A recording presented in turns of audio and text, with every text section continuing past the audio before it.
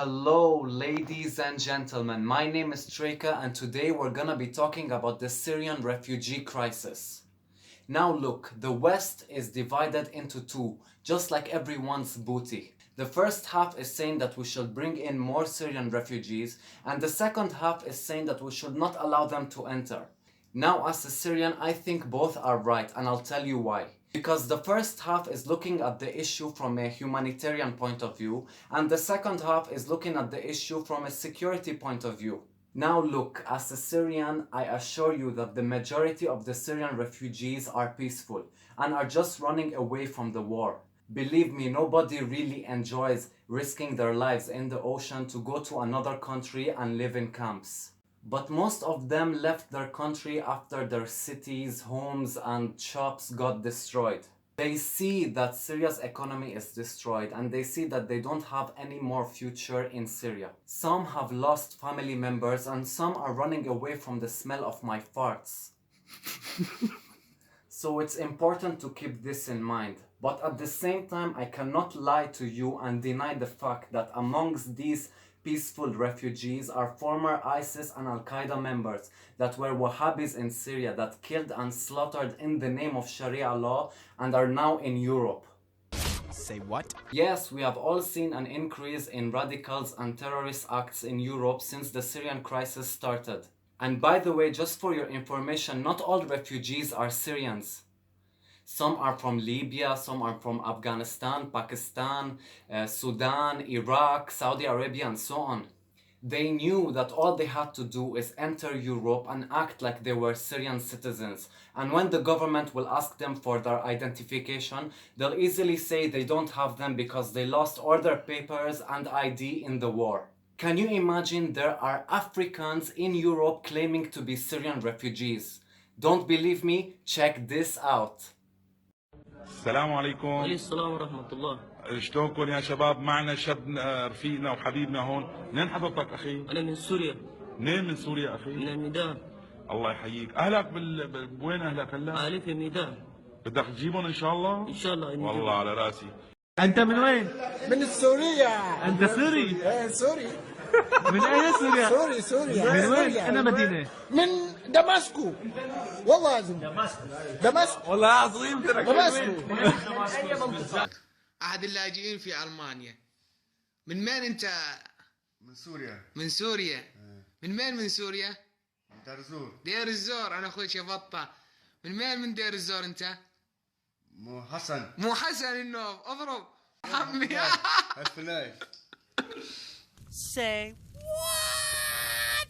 Yes, I know, it's funny and scary at the same time. So please, don't think all these refugees are all sexy Syrians with pink nipples like me. Because, unfortunately, they are not. God damn it. God damn it. By the way, Arab countries like Saudi Arabia knew about this. That's why they didn't allow any refugee to enter their country. But of course, the intelligent German government allowed all of them to enter.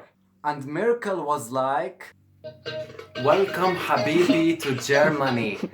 We want Germans and ISIS to live in harmony. I know we have homeless here, but we don't care, cause Germany's security isn't our own priority. Germany's security isn't our own priority." Now look, you guys should understand something very important. These radical Islamic groups that are fighting in Syria may have different names, may have members from different countries, but they all have the same Wahhabi ideology. So it was easy for countries funding these groups to get people from all over the world to fight in Syria as long as this ideology was inside their brain.